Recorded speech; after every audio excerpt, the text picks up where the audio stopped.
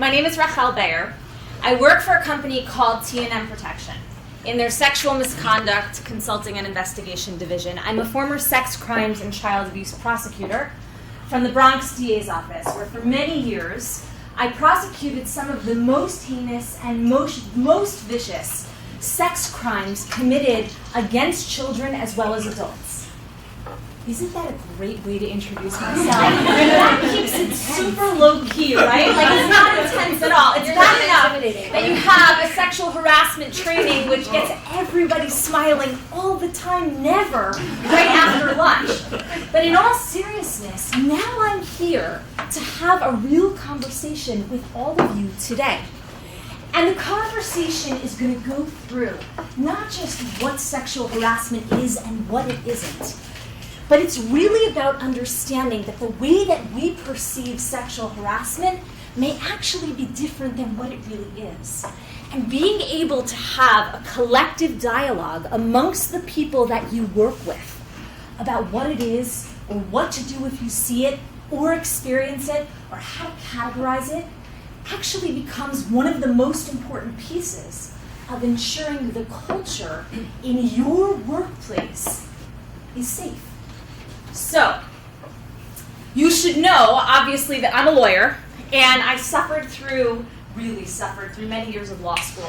And I spent a lot of time getting called on without wanting to be called on. There was a lot of like, please don't call on me.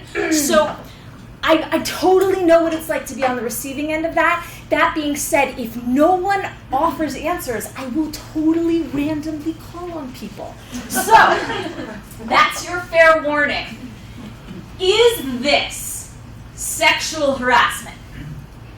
A manager asks one of the employees in her group if he's single and whether he dates men or women. He responds that he dates men. A week later, she invites the employee to join her for dinner with a potential client, a man, to kind of build rapport and cultivate his business. Now, at the end of the dinner, the potential client suggests, let's get a drink, right? This has been like a great dinner. Let's go and let's get a drink. Now, the manager declines, but encourages her employee to keep the night on track, ensure that the client remains happy, and to report back to her about the rest of the evening. Is this sexual harassment? Now, by a show of hands, and every person has to vote, by a show of hands, how many of you here think, without a shadow of a doubt, there is not even a little bit of a doubt in your mind that this is, without any little bit of doubt, definitely sexual harassment? Absolutely. Raise your hand. Look around. Okay, on the flip side, how many of you think, without a shadow of a doubt, not even a little bit of a doubt, a little one, that this is absolutely not sexual harassment? Raise your hand. Look around. Sandbaggers. And how many of you don't know? Raise your hand. How can that be? How can that be?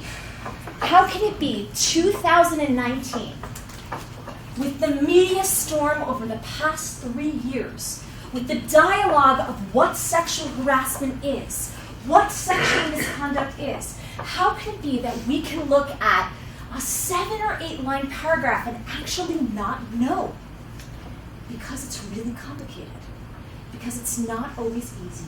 And it's not always going to appear the same way to you as it does to you, or the same way to you as it does to you. So what do you do with that?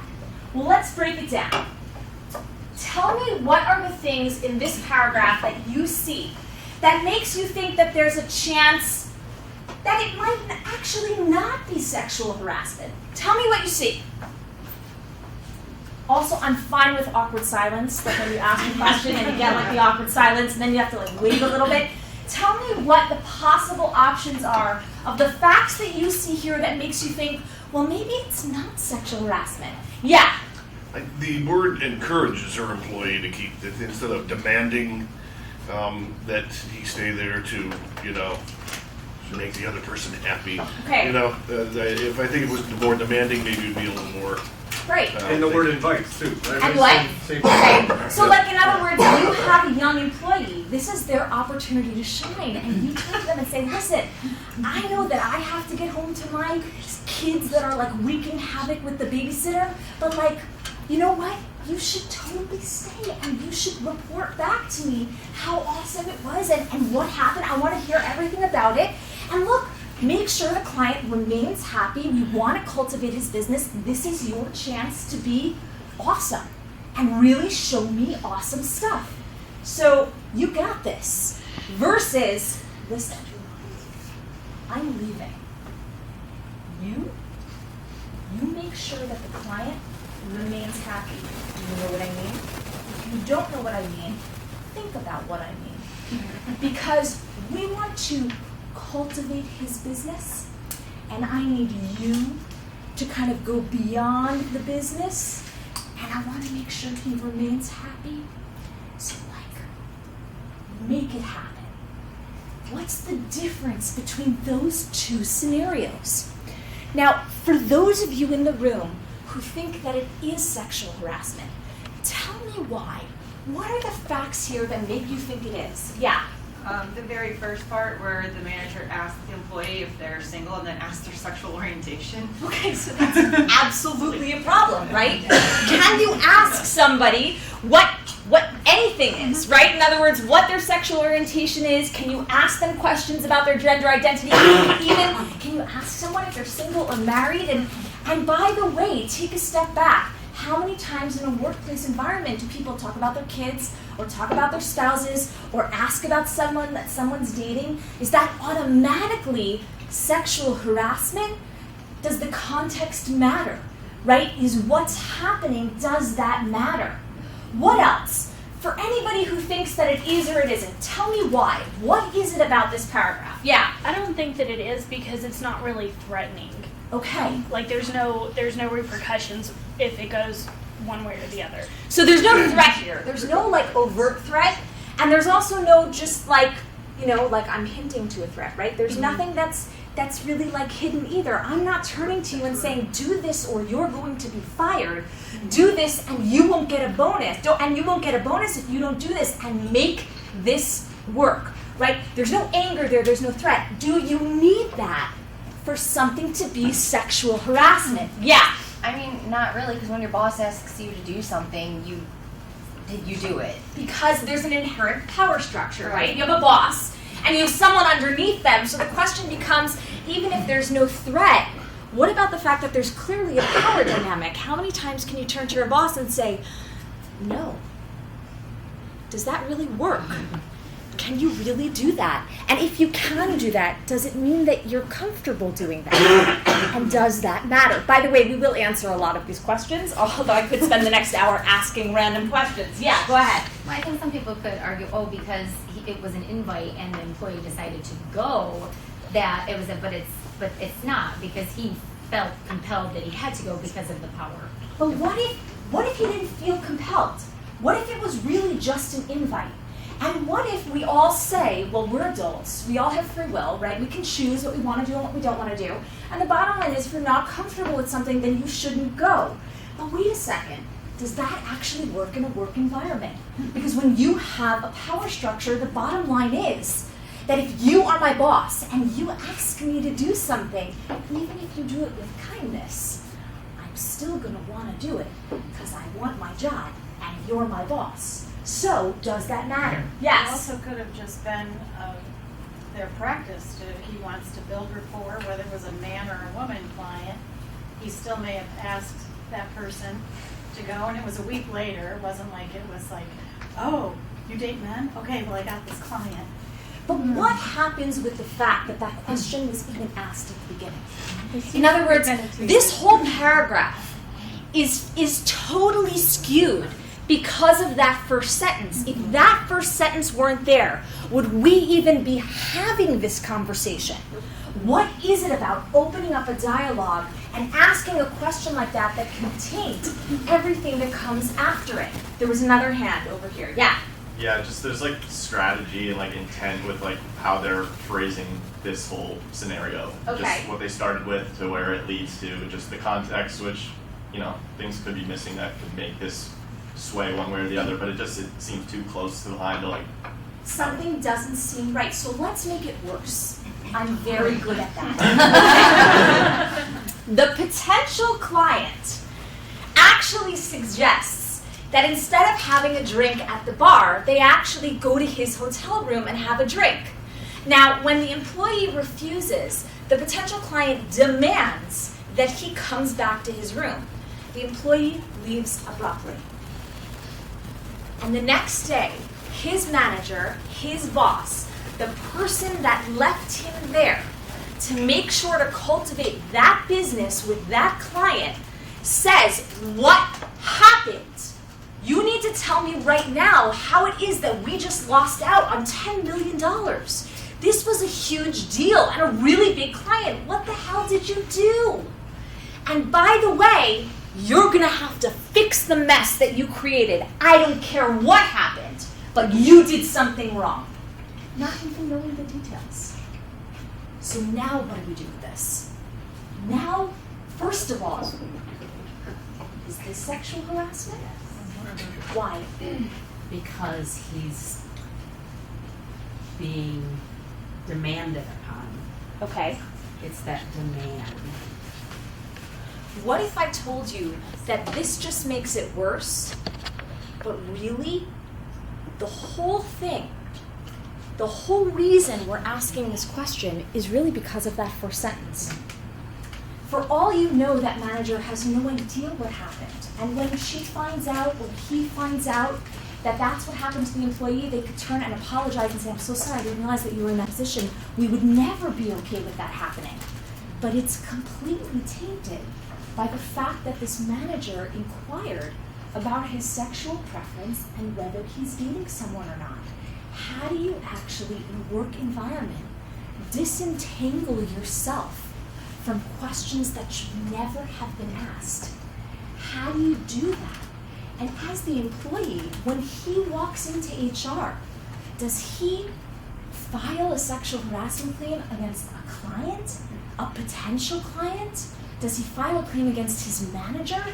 Who is sexually harassing him here? And where does your policy come in to talk about what your rights are as an employee? What happens when it's not someone you work with?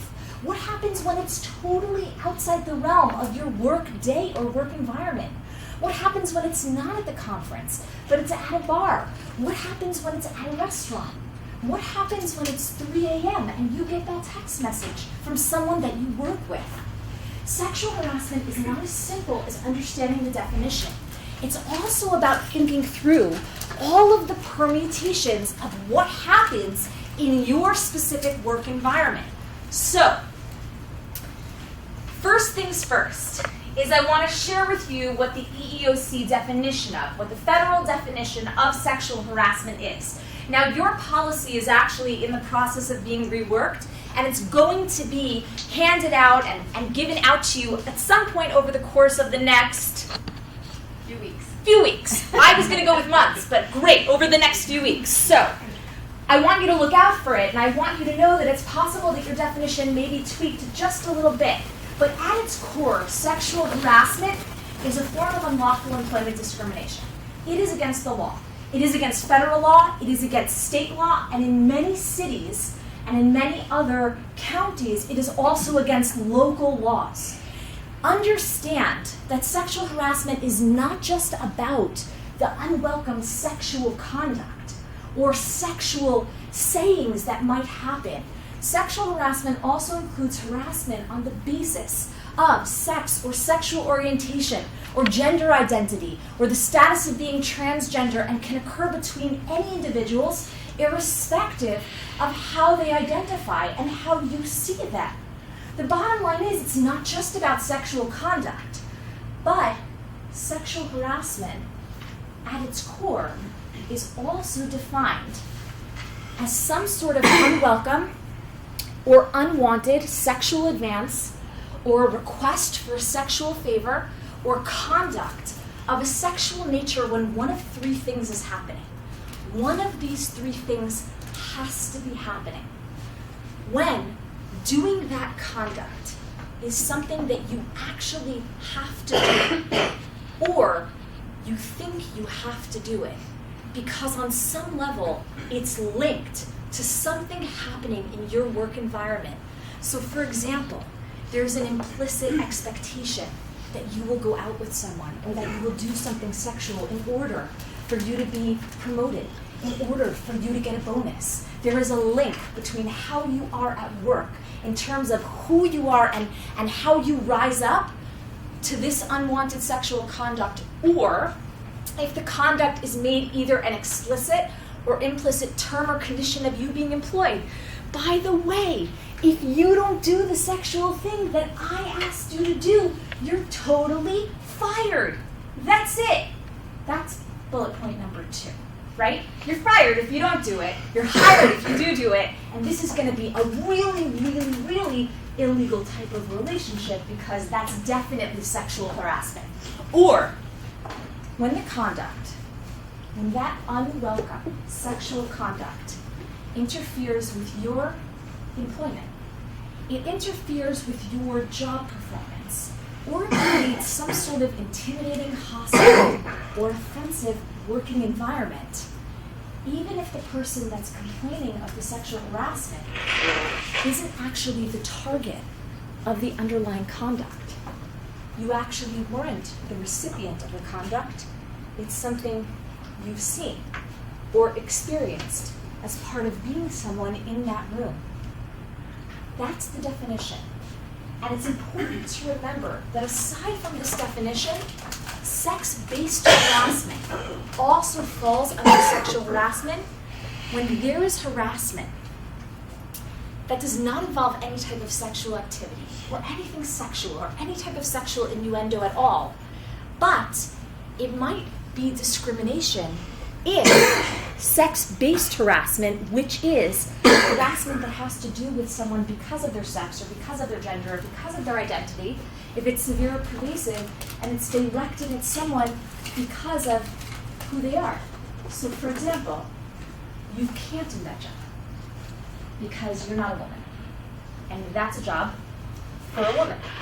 And if you can't do that job, IT is the job for a man. You shouldn't be in that job. Do you do IT? I hear everything, right? You shouldn't do that. You should be, that's not a job for somebody who's a female. Nobody would think of that as sexual conduct, but it is still sexual harassment. That's not the type of thing that could ever be happening in your workplace. So, you have a definition. You now know what sexual harassment is, so how many of you are totally clear on what sexual harassment is? And we're good. You're good. Thank you so much for having me today. I really appreciate it. It's only going to get worse, right? Okay. But in all seriousness, think about it. You could be handed a policy. You can be handed your updated handbook. I can sit here and actually read the definition for you word for word. And every single person here can also read it word for word. But does that mean that we're going to understand what the nuances are? What does it mean when something is unwelcome? How are you supposed to know that? How do you know when something's severe or pervasive? How do you know if what's happening actually rises to the level of sexual harassment? Or is it just totally, wholly inappropriate, but it doesn't actually rise to that level? So the truth is, in order to understand and to really answer those questions, you kind of have to take a step back and understand that not only is sexual harassment against the law, but your policies, the policies that are being updated right now, not only make it clear that it's against the law, but it's actually against policy here, which means you have to know the reach of your policy. And the truth is, your policy applies to everyone that's connected in some way because of work to you. So what that means is, it's not just about the people in this room here. It's not just about who you're working with or your vendors. It's also about potential clients or customers. Your policy right now talks about the fact that even non-employees are covered by this policy. And so what that means is you can't be in a situation where somebody comes to you and sexually harasses you, but because they don't get a paycheck from here, you have no recourse. That's not the way it works. Your policy's reach in terms of the people is expansive. But you also need to think about where it reaches the types of activities or actions that might be happening. It doesn't just apply in the workplace. And it doesn't just apply when you're all together. And it doesn't just apply at the conference or at the Carrie Underwood concert that is happening tonight, which is awesome, right? I never got to go to concerts at the DA's office. Ever, right? It's not just that, but what happens after the concert? What happens at 3 a.m.? What happens after that workday is over or that program is over and you choose to go out with some of your friends, whether it's to a bar or whether it's to a restaurant or whether it's somewhere else that's not authorized by your work environment, and something happens there? Well, your policy applies to that also, because anywhere you are with colleagues, anywhere you are with people who work here, your policy extends to that. And it doesn't matter whether it's 3 a.m., and it doesn't matter whether it's at the conference. The bottom line is that behavior absolutely can come back, and you absolutely can make a complaint to HR about what happened. And the truth is, what that also means is that it also applies to your interactions on social media and by texting and by email, even if it's not a company phone, even if it's not a company email, and even if it's your own personal social media page.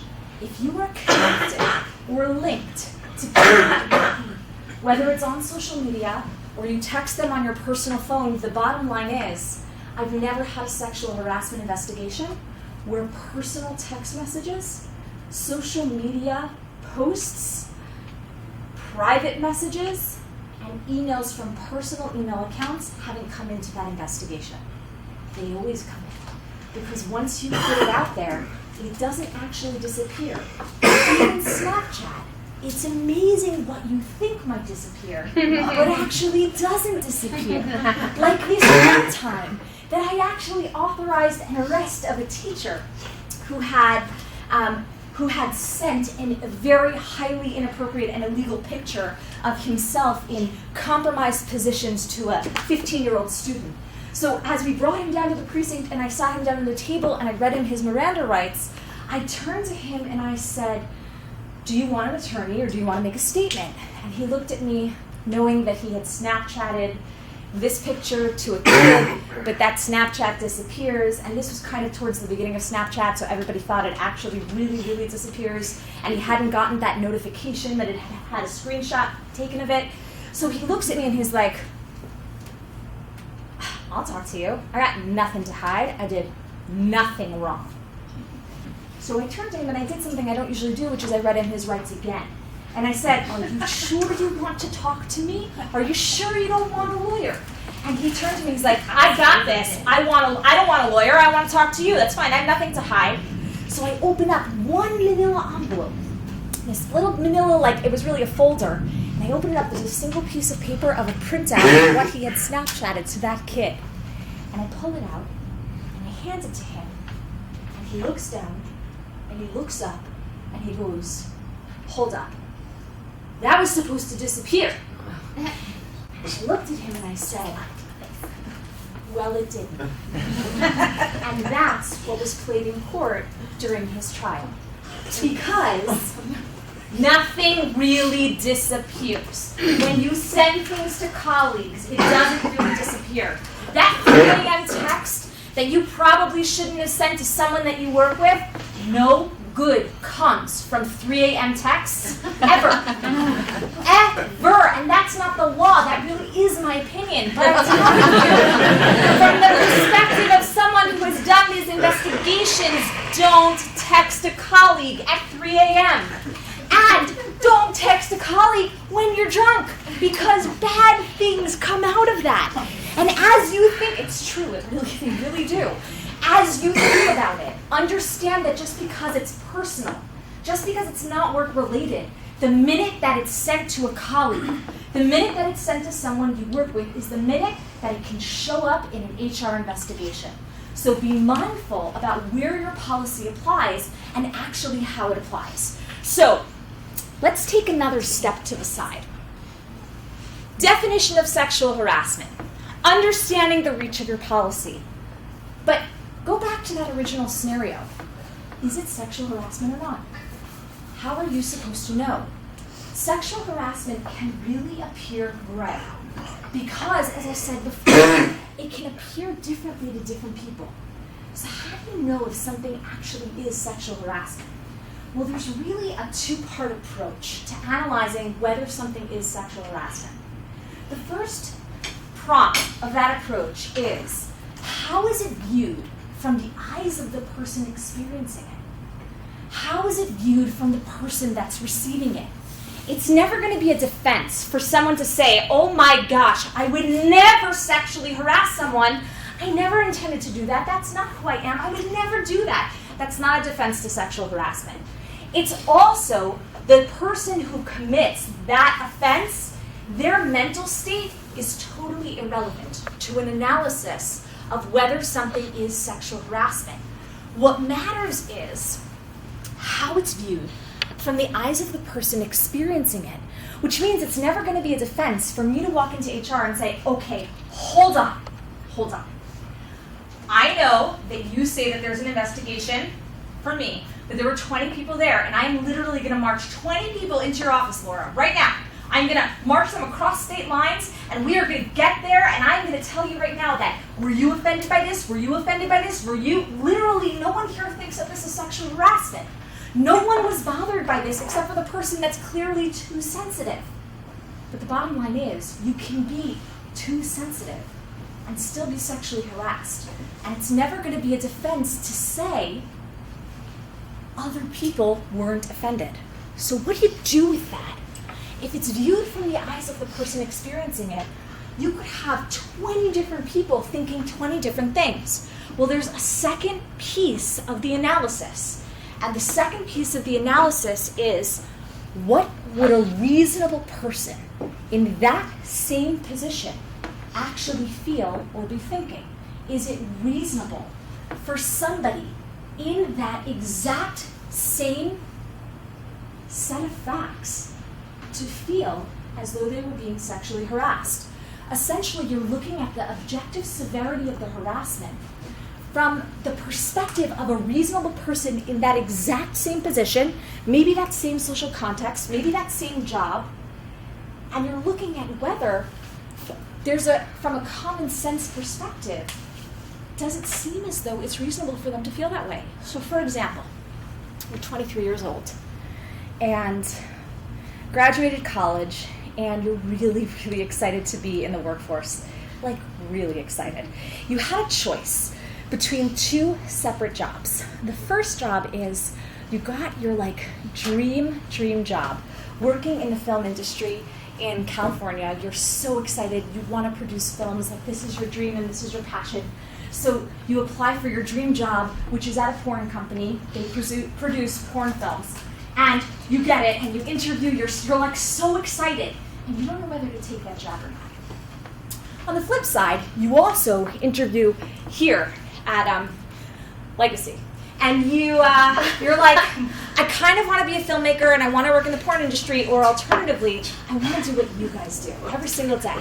And I don't know which one I want more. So I'm going to apply and I'm going to interview and I'm going to get this job too. And I have to make a decision as to which job to take. So I decide to take the job in the porn industry. So I get to work the first day, and I turn on my computer, and my first assignment is to edit a pornographic film. So I literally spend 8 hours editing a pornographic film at my desktop with my computer on, with tons of people walking by and around because I work in the porn industry. That's the job I have. Alternatively, I come to work the first day, I get an assignment that is very different from that. And very different.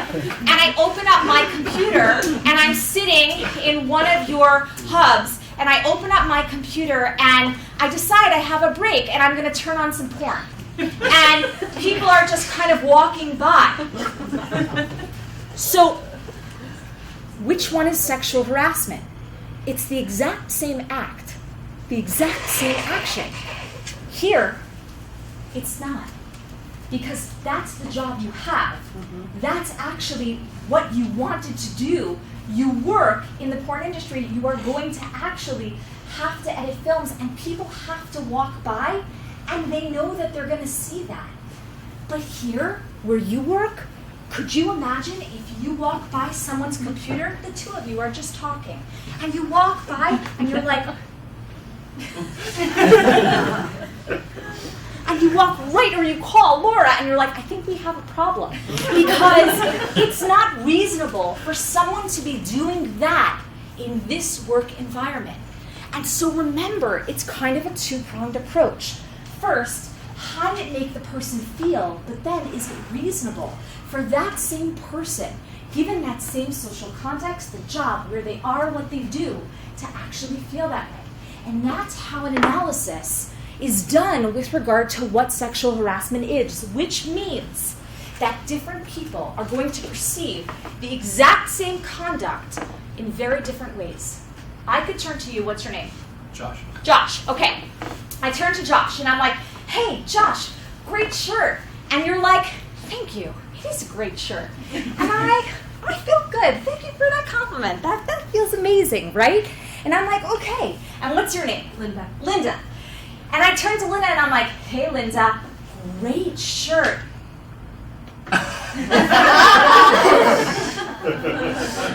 The exact same words were said. You heard one thing, and you heard something else. And you heard it because of my body language, because of the way that I looked, because of the eye contact, because of the nonverbal cues, or maybe you heard it differently because you have different experiences. And so what that means is, before I turn to someone and say, hey, great shirt, recognize that if you don't know how it's going to land, if you don't know how that's going to be perceived, you have to at least acknowledge that there could be different perceptions of what it is that we say. Someone might be very complimented by what I'm saying, and someone might feel totally like an object and not okay with being told that in their working environment. Because I want to remind you, this is about how you interact and work with your colleagues. This is not about what you do in your free time with people that you want to be with in your free time that aren't connected to you because of work. What you choose to do in your own personal space without colleagues is your choice. But when it comes to how you interact with each other, there's a certain level of expectation that the law has basically said that you have to abide by. And so understand, I'm not saying to you that complimenting someone's shirt is sexual harassment. What I'm saying to you is what you say and what you do can be perceived differently based on how you say it, who you say it to, and how something is going to land. Imagine a scenario where you have somebody that always gets into the elevator with the people that they're around, and they kind of like are in the elevator joking around. They're known as a jokester, and they're always going over to someone being like, hey, you want to go out? You want to go out? You want to go out? And you're like laughing at them the way that you're laughing at me, like you're so awkward and making me super uncomfortable, but like really no, obviously I don't. And you know me and we've gone back for a really long time and like you know that I'm joking. Well, now imagine that that same person does it to a new employee and they're in an elevator alone and they go over to them and they're like, hey, you want to go out? You want to go out? And that person is a rape survivor and experienced sexual assault. And being stuck in an elevator with someone even joking about that in an enclosed space is enough to completely shake them to their core. If you don't know how what you're going to say and what you're going to do is going to land, when it comes to something that's unwanted and might be categorized as sexual, you have to be mindful that maybe you shouldn't do it, and maybe you shouldn't say it. Because the bottom line is, if you don't know how it's going to be received, then you run the risk of somebody whose past you don't know feeling a specific way because of what it is that you did or because of what it is that you said. And the truth is, there are really two types of sexual harassment. The first is called a quid pro quo, and the second is called a hostile working environment. And a quid pro quo, at its core, is what we like to call a this for that. What it means is that when any employment decision is being made because someone did or did not do something sexual, quite literally, that's a quid pro quo. And you should know that a company is strictly liable for any quid pro quo that's happening, even if they weren't aware of it. Because the law treats it as though they should have known. You should have known that because someone is or is not doing something sexual for someone else, that's impacting their work in some way. So for example, if you do this sexual thing to me, I will make sure that you get promoted, I will make sure you have a bonus, I will make sure you are set in this company and it will be awesome. That's a quid pro quo. And the only way to have it is when you have someone in a power structure. Right? You can't have two people who are on equal footing saying, I will totally make sure that you have a bonus, when you have no say in their bonus, right? So inevitably, with a quid pro quo, there has to be only a legitimate business decision as to why something is or is not happening in your specific company. And it can never be because someone broke up with someone, or stopped sleeping with someone, or stopped interacting in that sexual way with someone. The second type of sexual harassment, which is called a hostile working environment, is when there's some sort of unwelcome sexual conduct that interferes in some way with your ability to function in your job, or it creates some sort of intimidating, hostile, or completely offensive working environment. And it doesn't matter whether the person is a supervisor. It doesn't matter if the person is a manager. I could literally have a 23-year-old walk into your space. You've worked here for 10 years, and they walk in and they open up porn on their computer, and you're like, Laura, I'm feeling sexually harassed. I don't want to be at work because people are watching porn, and that's very awkward for me. And it's more than awkward.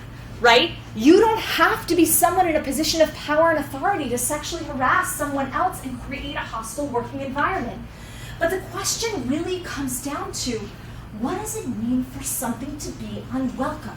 How do you know if it's unwelcome? And so, you really have to look at, okay, how did the behavior make the complainant feel?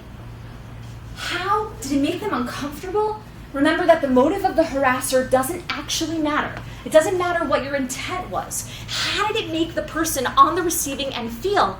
And by the way, there's a very big difference between something being invited and uninvited, and obviously welcome and unwelcome, and offensive but tolerated. So like, for example, let's say I turn to, what's your name? Erica. I turn to Erica. Everybody is like, I'm so happy I didn't sit in the front row. I'm coming for you. Okay? I turn to Erica and I'm like, hey Erica, how are you? I'm good, how are you? Thank you so much for asking. I feel like you care about me a lot. And it's so nice to hear people ask me how I am and like take an interest in me, because I've taken an interest in you.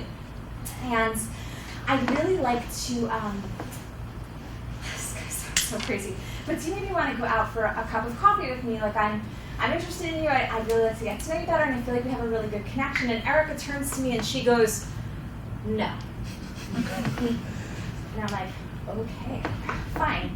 Okay, so a couple of days later, I go over to Erica and I'm like, hey Erica, how are you? I'm fine, thank you. Hey. You totally learned our lesson. Okay. Erica, so I know that you weren't interested, but I feel like you are.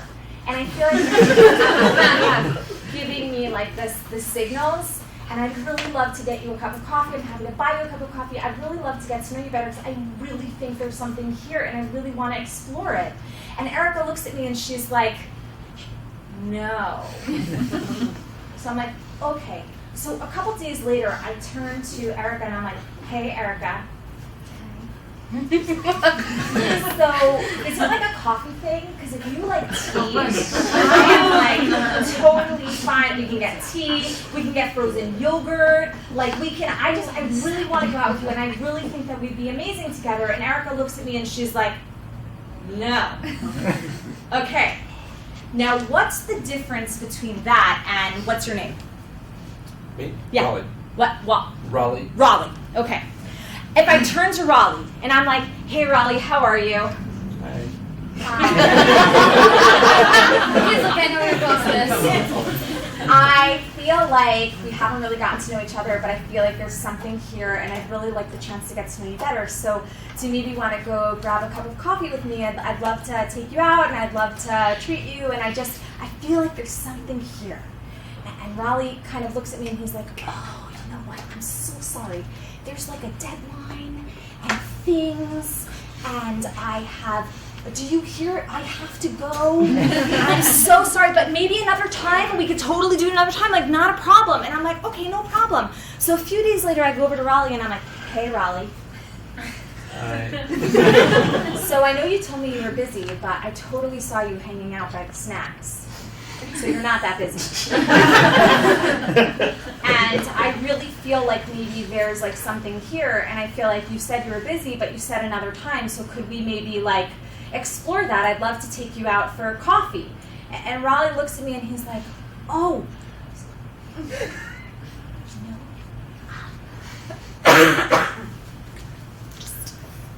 So crazy. Do you hear that? Right? And I'm like, no, I don't actually hear anything. So a few days later, I turn to Raleigh and I'm like, hey, Raleigh. Now I'm like a little bit stalkerish, right? So I turn to Raleigh and I'm like, hey, Raleigh, how are you? Hi. So I feel like you're not so busy and you clearly have a lot of free time on your hands because I've been watching you. And not in like a creepy way, just in like a real way. And do you maybe want to we go out for dinner? I could cook you dinner. We could absolutely wouldn't that be so great? And Raleigh looks at me and he's like, no, I'm not interested. And I'm like, okay, now what's the difference between those two? And if I turn to, what's your name? Megan. I turn to Megan and I ask Megan out 16 times in a 2-day period. So much so that Megan literally cannot walk to the bathroom without me being like, Megan, do you want to go out with me? And Megan, quite literally, after 2 days of this, before she goes to the bathroom, she kind of pokes her head out to see if the redhead is coming. And if she is, she's like, oh, can't go to the bathroom now, and goes back to doing her work. Before she goes to get a cup of coffee, she kind of pokes her head out and she's like, where is she? Where is she? I need coffee so badly. Okay, I'm going to get coffee. No, there she is. I am not going to get coffee. And doesn't have coffee for 24 hours at work on a Tuesday because I won't leave her alone. What is the difference between those 3 scenarios? Well, in the first one with Erica, I asked her out and she said no. That's it. End of story. The minute you ask someone out and they make it clear, I'm not interested, it is not welcome. And the bottom line is that for all 3 of these, the question I'm asking, of asking you out or asking you to coffee, it's an uninvited question. It's okay to ask an uninvited question. It's okay to say, you want to go out for coffee, or do you want to go out with me, or are you interested? But once someone says no, don't ask again. Because the bottom line is, you now know it's not welcome. Now with Raleigh over here, who was giving me a lot of mixed signals, right? I wasn't giving mixed signals, I was being stalkerish and creepy, but you were like, well, I'm busy, and I'm not, do you hear something? Now the first time I asked that uninvited question, and you responded with maybe another time, to me, that might have signaled, well, maybe it's not unwelcome, right?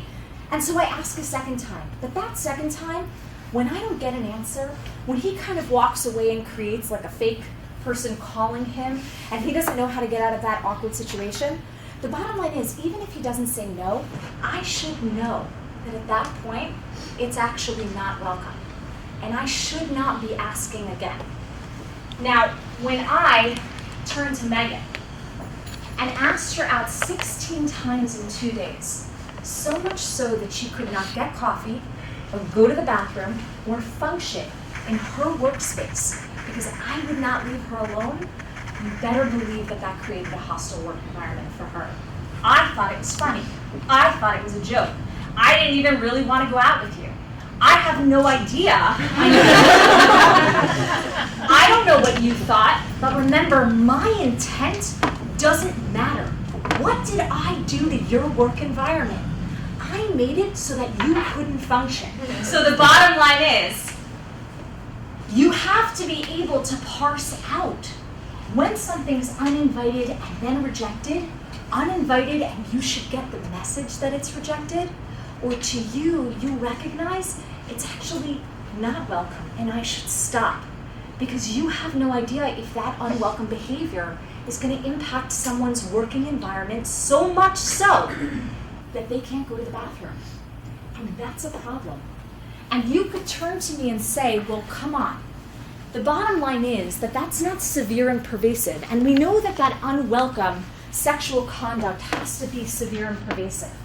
But the bottom line is, you could have one very, very severe interaction, a groping, a touching, something that is done that is so bad that it's also technically a crime. And even though it's not a pattern of behavior, it's not pervasive, that could be enough for something to be titled a sexual harassment. The more severe the behavior is, the less pervasive it has to be. And the less pervasive it is, the more severe. So understand that there's kind of an ebb and flow and a give and take. I asked you out 16 times. That's not really severe. I didn't touch you. I didn't make any sexual comments. I didn't comment on your body. I didn't comment on what you were wearing. I didn't make any lewd or gross jokes to you. All I did was ask you out for coffee. And know, by the way, that when I was asking you out that many times that it was funny for me, but not so funny for you. That's not really severe, but it's pervasive. And it impacted you. And so the bottom line is, you're looking at the totality of the circumstances. And when you look at whether it's severe and pervasive, there's a calculation that's done in terms of where it falls out on the line. That could be sexual harassment, even though I never said something sexual to you. So, understand this. Anyone in the workplace can actually sexually harass someone else. Imagine also this scenario. What's your name? Amy, Amy, how long have you worked here? almost 2 years. Almost 2 years. Me too. I've also worked here for almost 2 years. What do you do? I'm an account administrator. Me too. I'm an account administrator also. We have become like best friends. We've only known each other for like 40 minutes, but we have become best friends, right? And one of the things that happens is that because of how close we've become at work, I've told you a lot of really kind of personal things that's been going on in my life. I had a really bad breakup that I shared with you, and some really uncomfortable, maybe some awkward, like sexual interactions that I had, but you're my friend, and it's welcome, and we have this friendship, and you're comfortable with my sharing information about me. And so it happens to be that we're on this conference. We haven't seen each other in like a little bit of time. So we find some time in the lobby on the first day of the conference. It's a Tuesday here in Nashville. And we're sitting in the lobby, and you ask me, like, what's going on with your situation? And I just everything comes out, right? And I just tell you everything, and I'm telling you about my significant other or my ex-significant other and the weird interactions with like sexual stuff. And I'm very cognizant actually to make sure that nobody from work is around. I'm talking very quietly, I'm not talking loudly, I'm not creating a scene. There's no drama here, but I'm telling you all about it. Day 2, day 3. On the first day of the conference, it happens to be that the maintenance worker has to walk by where we're standing to empty out the garbage can. And goes and grabs the garbage can and empties it out, and then something falls and he has to pick it up, and it takes him a while to grab the garbage. And on day 2, he has to go collect the garbage also and walk by us, and I'm basically in the same spot still talking to you about this really awkward and weird sexual interaction that caused the breakup, and he has to deal with the garbage and the recycling. And then on day 3, the exact same thing happens. But you and I, we're not talking to a maintenance person, right? We're not even totally cognizant that that person is there. But the bottom line is that that person is in his work environment. And our conversation, even though it was welcome between us, that third party that had to be exposed to our conversation in order to do the things at work that he needed to do, well, he has every right to walk into HR and file a sexual harassment complaint against the two of us. That's called third-party sexual harassment. When the harassment and the behavior is not directed towards the person that's actually exposed to it. So even though this conversation might be welcome with you, being aware of who from your work environment is actually around, being aware of what that means in terms of the way that they interact in the surroundings becomes really important. Because remember, it's never a defense to say, but I never intended to sexually harass someone. And if that's not a defense, and it's viewed from the eyes of the person experiencing it, and making an assessment as to whether it's reasonable for that person to feel like they don't want to hear the intricacies of my sexual relationship in their work environment, then that's a legitimate complaint. So, take a second. Because what that means is it's not just about looking at the person you're speaking to or interacting with and saying, is this welcome? It's about looking at your entire surroundings and wondering, am I exposing people that I'm working with to something that's unwelcome and unwanted and sexual in nature? So, understand, I made none of this up except for the 3 a.m. text. I made that up. Don't text a colleague at 3 a.m. But really, I made none of this up. This all comes from federal guidance in terms of what sexual harassment is. The gender or identity of the person doesn't matter. The bottom line is that you can sexually harass someone that's not somebody who you supervise or that doesn't have that same power structure as you. Different people have different reactions to the exact same conduct. Intentions don't matter. And by the way, you don't have to lose money to be sexually harassed. You could be promoted. That doesn't mean you aren't being sexually harassed. You don't have to be fired in order for there to be sexual harassment. You don't need to have an overt threat in order for there to be sexual harassment. There's a lot of implicit things that happen that may not appear so overtly. So, what does this mean? And the energy just comes down. As everybody here thinks to themselves, I've totally been in situations that she's talking about, because everybody has. That's why we're talking about this. We're talking about this because, as I said at the beginning, sexual harassment is not just the video from 1986 that you watch in your job where you're like, somebody touches somebody sexually, and you're like, don't do that at work, right? Don't do that at work, for real, don't do that. But it's more than just that, because the truth is, the behavior doesn't have to be overtly sexual.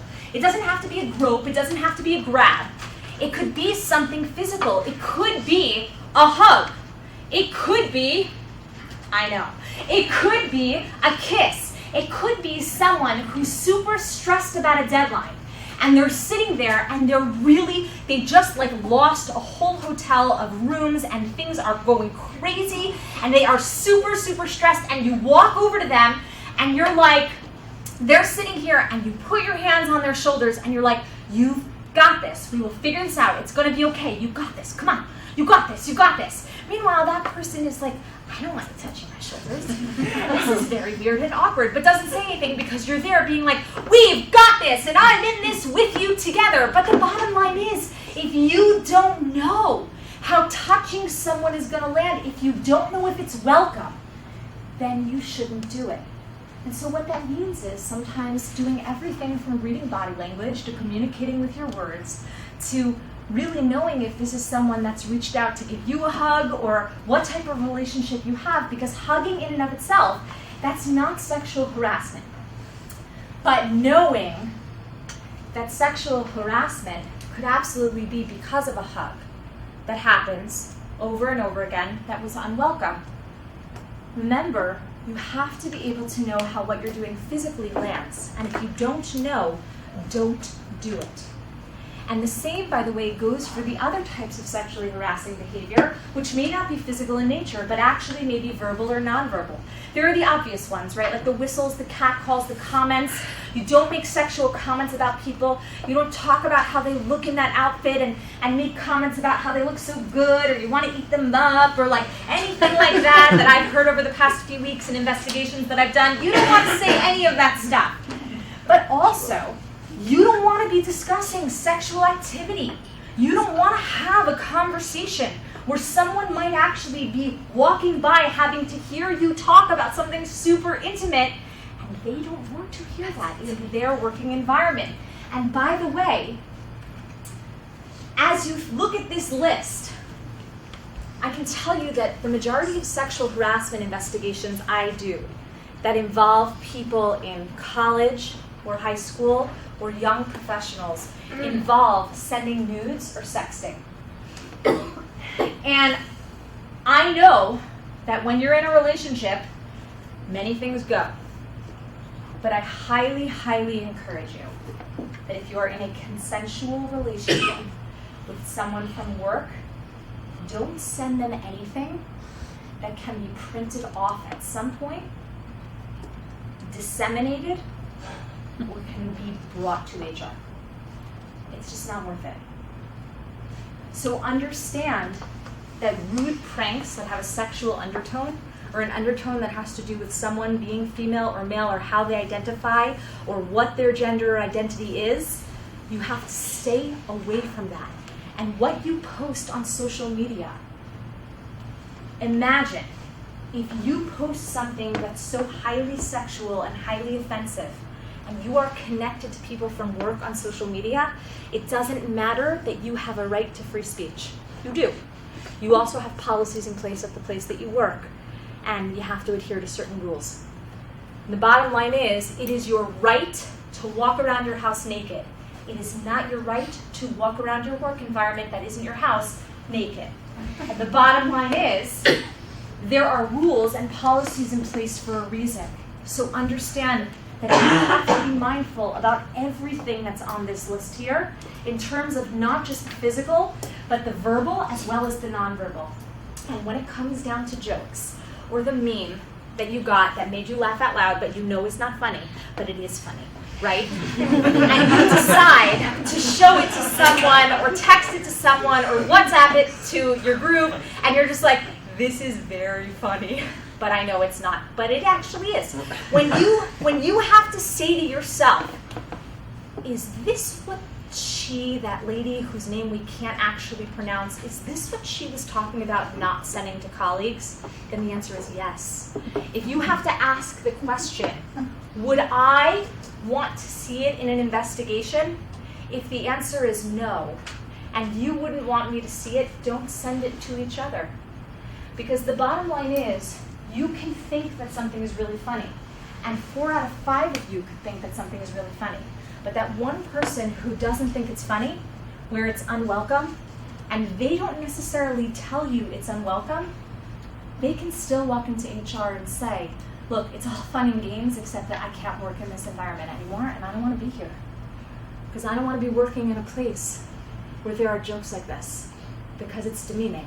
Just because you're here to clarify on kind of the situation, because it's obviously been a gray area for many years in the past, I just have like a small question with memes like that, where if it's just like a joke, or is it like a sexually based joke? Do you know what I mean? Is it just like across the board jokes and memes and things like that that can be filed? Am I following that correctly? I can't speak to anything beyond sexual harassment, so I want to be clear in saying, I'm not saying that a joke is automatically going to be determined to be sexual harassment, or a meme will automatically be determined to be that. But you have to be mindful before you send something that has a sexual undertone, or that has an undertone that has to deal with sex or gender or identity, or something of that sort, that it is possible that somebody will be very offended by that, and it will be unwelcome, and that they will walk into HR, and that they will say, I can't, it's not funny, and it's not fun, and it's not a joke. Because remember, if you're not sure how something is going to land, and you're not sure if it's welcome or not, you should not send it. and you should not share it. So I can't speak to it across the board. And remember, every situation is going to be very specific to the facts. Just like in that first scenario, people had differing opinions about whether something is or is not sexual harassment. And that's actually why we're going to talk in just a few moments about what the process is when somebody actually does file a complaint. So let's say you're that person on the receiving end. Let's say you're in that situation and you're at that bar with colleagues and everyone's had like a little bit too much to drink, and there's some comments that are floating around and they're not welcome and they're kind of sexual in nature, and you feel in that moment like, oh my gosh, this is totally happening to me. So first of all, you should know it is not a requirement that you stop the behavior. It doesn't fall on you as the recipient of the behavior to absolutely say, hey, cut it out, stop, that's sexual harassment. The onus is not on the person on the receiving end. But you have every right to stop it. You have every right to turn to whoever's doing it, no matter who they are, and say, hey, it's really inappropriate, stop. And you don't have to do it in an overdramatic way. It doesn't have to be like, hey, that's sexual harassment, cut it out. Right? Like, there doesn't have to be like a Superman quality complex to it. You could actually just turn to someone and say, hey, cut it out. Like, it's inappropriate and it's really making me uncomfortable. And the bottom line is you have every right to do that. But in that moment, if something happens to you and you're standing there and you're like, I'm the person that always thought that I would say something in this moment. And I'm like, my adrenaline is pumping and I'm feeling very, very weird because the person that's doing it is somebody that's a supervisor or someone above me, and I don't know how to, like, in that moment, stop it, and then all of a sudden it's over and the person walks away and you missed your opportunity. You still get to go to HR. Just because you didn't stop it doesn't mean that you don't have a valid right and reason to walk into HR or email HR or call HR and say, this happened and it made me really uncomfortable. But let's say you're not the person that it's happening to. Let's say you're the person who's watching this, the bystander. You should know that bystander intervention is probably more important than you intervening when it just happens to you. Because can you imagine being in a room of 20 people and having someone sexually harass you, and these other 18 people, no one says a word, no one stands up for you, people you consider your friends, your colleagues who have known you for a very long time, and nobody says, hey, cut it out, it's inappropriate. You don't have to label it sexual harassment in that moment. You don't have to title it that if you're not comfortable with that. But could you imagine being at that conference, at that bar, in that workspace, and all these people that you respect, that you look up to, that you think, like, these are people who care about me. No one says a word. That's a reason why people don't come forward. Because in that moment, if 18 of the people that you actually trust in your workspace don't think enough of you to say, hey, this should never be happening, then who are you to walk into HR and say, I feel like I'm crazy? So if you see something, if you experience something, if you see it happening to someone else, you should absolutely 100% intervene. And by the way, you can intervene in a very non-invasive way. It's actually okay to turn to someone and be like, what's your name? Lonnie. Lonnie. Hey, Lonnie, can I borrow you for a second? I'm so sorry to interrupt. I don't know if you guys are in the middle of something, but Lonnie, I just realized I needed you for something, and it's actually time sensitive. Is it okay if I borrow you for a second? Sure. And then all of a sudden what you've done is you've taken Lonnie out of the situation. And you turn to Lonnie and you say, hey, listen, I just want to let you know, I don't know if what was happening made you uncomfortable. It made me uncomfortable. And I just wanted you to know, without like categorizing it as anything, like I think you might want to tell HR. I know I feel like I need to tell HR, but I also didn't want you to think that I was just going to stand there and let that happen to you. So I'm sorry if you think I'm awkward. I know we just met 5 minutes ago, but I just want you to know that in that moment, I felt like I needed to say something. You don't have to turn to someone and be like, stop sexually harassing someone in order to divert the attention and get the person on the receiving end out of that situation. And once you do that, you have to tell HR. You don't have the option not to go to HR anymore. Your policies that are going to come out have a must-report requirement. Bottom line. What that means is if you believe that you've experienced or witnessed or you hear rumors or rumblings of something but you're not exactly sure what it is, or you've heard about someone that's being retaliated against or is being shunned or iced out of something because you heard they filed a complaint, you are now under a must promptly report, and you must promptly report to Laura. By phone, by email, you can call, you can report it orally, you could also send an email, you can report it in writing, and all of this is going to be rolled out in your policies. And once a report is made, an investigation or a fact-finding is going to happen. An investigation or fact-finding can be done in a variety of different ways. It can involve interviews of people that are involved, it can involve documents that end up being collected, things like text messages and printouts of social media, and things that you should never send at 3 a.m. ever, ever, okay? But understand that for every fact-finding that gets done, it's confidential to the extent that it can be. If you are asked to be a part of the investigation, you have to be. You don't have the option to say, I don't want to talk to HR, I didn't see anything, I don't know anything, what I know is not important. If you get asked to be a part of the investigation, you actually have to be, and it's going to happen promptly. But I want you to understand that even though a fact-finding or an investigation will happen in a very timely manner, there's a range of things that can come out from a fact-finding or an investigation. Sometimes it's that there was sexual harassment. Sometimes it's that there wasn't. Sometimes it's that the behavior was inappropriate, but it's not categorized as sexual harassment because it doesn't rise to that level. Sometimes it involves someone getting fired, and sometimes it doesn't involve someone getting fired.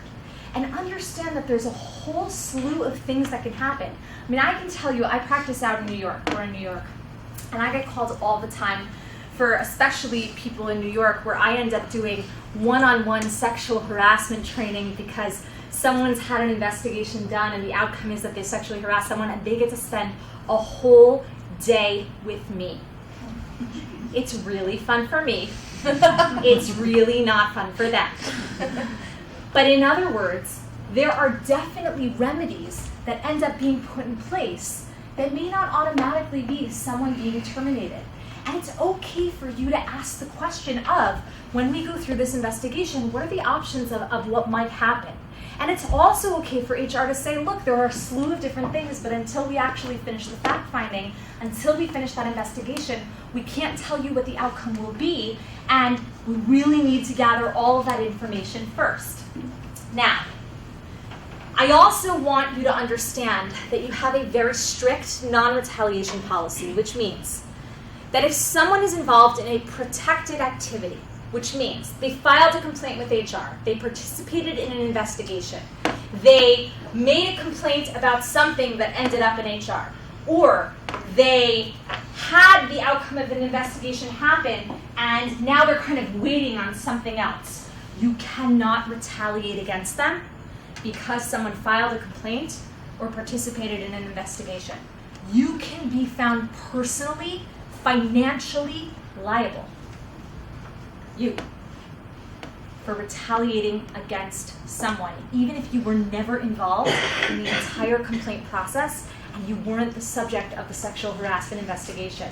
And by the way, retaliation is not just firing someone, it's also icing them out. So for example, if I turn to you, what's your name? Jordan. Jordan. And what's your name? Tom. Tom. Okay. I turn to Jordan and I'm like, did you hear that Tom filed like 3 sexual harassment complaints? And he's like, I heard it was 4. And I was like, are you kidding me? Like, what are we supposed to do with all the complaints that he's filed? Like, we're supposed to go work together on this and we're supposed to like actually be like present together? Like, what if he files a complaint against one of us? Like, what if he's just like too sensitive? What are we gonna do? So you and I put our heads together and we're like, you know what we're gonna do? We're gonna make sure that he doesn't have to participate in what we're doing and he's not going to know the difference because he'll just get assigned to something else, right? Like, it's no skin off anybody's back. It's fine. Like, he'll just go participate in something else, and you and I are like, oh, we really dodged a bullet by getting him out. Now we really need to make sure we don't have to work with him again. That's icing someone out. He didn't lose any money. He didn't get fired. He didn't lose a bonus. He got put on an even better project. But the reason why it happened is because you and I made a plan that because he participated in some sort of filing of a complaint, which, by the way, we don't even know happened, we just heard a rumor about, we iced him out. You and I were in a lot of trouble. So when we say that there is a strict non-retaliation policy, understand that there can be no retaliation. And if you hear about retaliation, you are also under a must-report requirement to HR, no matter how slight it seems. And understand, all of this stuff could get you fired. Retaliating against someone, making sure that you don't do something different if you realize that your behavior is totally unwelcome. But even more than that, this stuff will follow you. This is not the year or the time to think that it won't. And so understand that everything that we're talking about now, this is about moving forward. This is about moving forward and setting a tone and saying, this is the workplace we work in now. And this is what we need to do collectively in order to make sure that every single person here actually feels safe. And if you are a manager or a supervisor and you get a rumor or a whiff of something happening and you don't report it, you could be in even more trouble. You are under a must report requirement. And you never want to be in a situation where you're testifying in some sort of civil suit and you get cross-examined by someone like me, not me, but someone like me, where I question you about the fact that you knew about it and you were a supervisor and you did nothing about it. The bottom line is, you have even more of a requirement to make sure that information is communicated to HR that goes beyond everybody else. And for those of you who engage in any type of romantic or sexual relationships in the workplace, you don't have a policy that says that you can't. You don't have a policy that says that you can't have a romantic or sexual relationship that is consensual and welcome with another employee. But be mindful. First of all, if you are in a power position over that person, if you're in a position where one person is a supervisor and one is not, there is nothing to stop that person who's not the supervisor from coming back after the fact and saying, look, I did it because on some level it was a quid pro quo and I thought that if I didn't, like, my job would be in jeopardy. Now, you can't have that happen when you're in a consensual relationship and two people are on equal footing and no one's in a power position. You can't have a consensual relationship with two people on equal footing and then come back and say that was sexual harassment. But once that relationship ends and the two of you are still in the same space and one of you wants to get back together and the other one doesn't, that's where you could have a real complaint of sexual harassment. So be mindful that if anything spills over into the workplace, you must report to HR. If you're in a position where you are a supervisor or a supervisee, even if you are not supervising, the person you are in a relationship with, you must report that to HR, and they must know that that is happening. And I want to leave you with this. There's a very famous story by Stephen Covey in one of his books that talks about the captain of a battleship that is doing wartime maneuvers at sea. And it's very, very foggy, and it's very, very late. And one of the seamen approaches the captain and says, Captain, 20 miles ahead, we are on a collision course with another ship. You should veer off course 20 degrees so as to avoid a collision. Well, the captain turns to his seaman and says, you radio over to that ship, and you tell that ship that they should veer off course 20 degrees. This is a battleship. So the message goes over to the other ship. and there's silence on the radio, the message that comes back is, you tell your captain that we will not veer off course 20 degrees and that he should veer off course 20 degrees so as to avoid a collision. So the message comes back to the captain, and the captain looks at his seaman and says, I am the captain of a battleship. You find out that other person's rank because I am commanding him to veer off course 20 degrees so as to avoid a collision. So the message from the seaman goes over the radio. And the message that comes back is, you tell your captain, I am someone of no rank, but he should veer off course 20 degrees so as to avoid a collision. Well, the captain hears this, and he stands up and he yells. He says, I am the captain of a battleship. I command that other ship to veer off course 20 degrees. I don't want another response back. I will not move this ship. So the message goes over the radio, and there's silence. And the message that comes back says, you tell your captain, I may be someone of no rank, and he may be the captain of a battleship, but he is the captain of a battleship, and I'm manning a lighthouse. He should veer off course.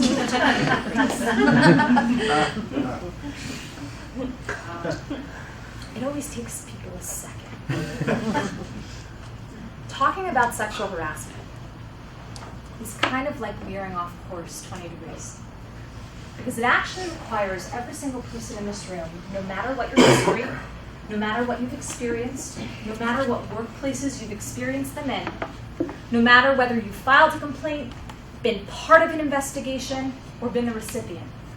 The bottom line is, everyone here has to be able to just veer off course a few degrees and recognize that dealing with sexual harassment in a workplace, ensuring that it doesn't happen here, making a place safe for every person that works here, means that it's not just about recognizing that you shouldn't be doing something that will get you on the front page of a newspaper. It's also about wanting to be the type of place where sexual harassment doesn't happen and doesn't thrive. And that takes everyone. And a commitment from everyone. No matter how long you've worked here, no matter what your role is, to say, this training is a jumping off point. This should be the start of a conversation, and when you have questions, you should ask them, and you should talk about this. Because together, collectively, you can ensure that your workplace veers onto the right course and really remains and is a safe place for everyone involved. So I want to thank you so much for your time today. That's it. But I'm happy to take questions. Are there questions?